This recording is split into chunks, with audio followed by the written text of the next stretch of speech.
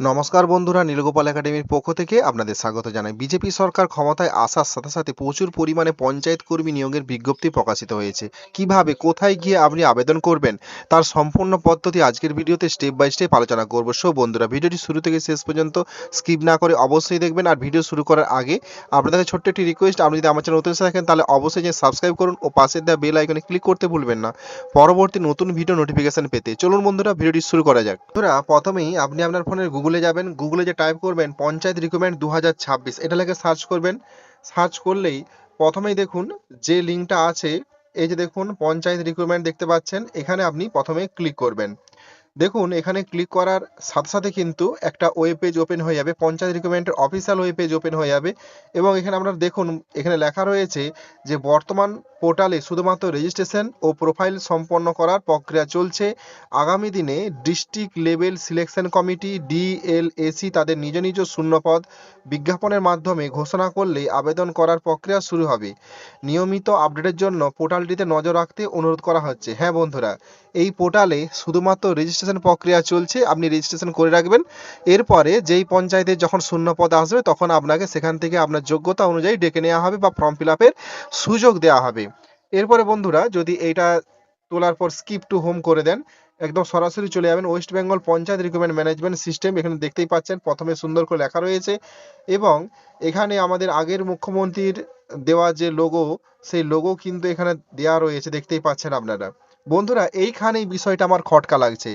আমি আপনাদের আগের ভিডিওতে জানিয়েছিলাম যে সমস্ত ওয়েবসাইটে কিন্তু লোগো চেঞ্জ হচ্ছে এবং বিভিন্ন কালার পরিবর্তিত হচ্ছে। আগের সরকারের যে লোগো ছিল এবং আগের সরকার দেওয়া বিভিন্ন ওয়েবসাইটে যেসব ছবি এবং কালার ছিল, সেই সমস্ত কালার এবং ছবি কিন্তু সব কিছু পরিবর্তিত হচ্ছে। তাহলে কেন এই ওয়েস্ট বেঙ্গল পঞ্চায়েত রিক্রুটমেন্টের এই ওয়েবসাইটে কেন সেই আগের লোগোই থাকবে? বন্ধুরা, এই জিনিসটা কিন্তু আমার ভালো লাগেনি, কারণ এটা মনে হচ্ছে কোনো সমস্যা রয়েছে এই ওয়েবসাইটটায়। তাই এই ওয়েবসাইটে ফর্ম ফিল আপ করার আগে অবশ্যই সচেতন হয়ে ফর্ম ফিল আপ করবেন। কারণ হয়তো হতে পারে যে এখান থেকে আপনার তথ্য চুরি হয়ে যাওয়ার সম্ভাবনা থাকতে পারে। তো বন্ধুরা, নতুন যে সরকার এসেছে তার অবশ্যই ওয়েবসাইট পরিবর্তিত হবে। এইভাবে পুরনো ওয়েবসাইট থেকে আশা করি তারা কিন্তু ফর্মের তথ্য সংগ্রহ করবে না। এটাই মূলত আজকের ভিডিওতে আপনাদের জানানো ছিল, যে এখানে যদি আপনি রেজিস্ট্রেশন করেন তাহলে কিন্তু একটু ভেবেচিন্তে রেজিস্ট্রেশন করবেন। এবং আপনারা অবশ্যই কমেন্টে জানাবেন যে এই যে ওয়েবসাইটটা, এটা কি সঠিক। কারণ আপনারা প্রত্যেকেই জানেন যে বর্তমানে যে সমস্ত ওয়েবসাইট রয়েছে, নতুন সরকার মানে আমাদের সবার প্রিয় মুখ্যমন্ত্রী, বর্তমান পশ্চিমবঙ্গ রাজ্যের মুখ্যমন্ত্রী শুভেন্দু অধিকারী মহাশয় মুখ্যমন্ত্রী পদে শপথ গ্রহণ করার আগেই সমস্ত ওয়েবসাইটের সমস্ত কালার, লোগো সব কিছু চেঞ্জ হচ্ছে। তাহলে এই West Bengal panchayat recruitment management সিস্টেমে কেন লোগো চেঞ্জ হয়নি, কেন কালার চেঞ্জ হয়নি? তাহলে এখানে আগের সিস্টেমই রয়ে গেছে। তো বন্ধুরা, এই সিস্টেমটা আমি কিন্তু জেনেমি থেকে দেখেছি, এটা 2024 সালে কিন্তু তৈরি করা হয়েছিল এই ওয়েবসাইটটা। অর্থাৎ এই ওয়েবসাইটটা বেশি দিনের নয়।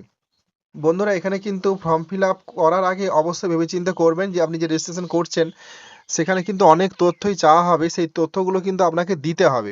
তাই অবশ্যই কিন্তু ভেবেচিন্তে করবেন। আর আপনারা অবশ্যই কমেন্টে জানাবেন যে এটা কি সঠিক ওয়েবসাইট।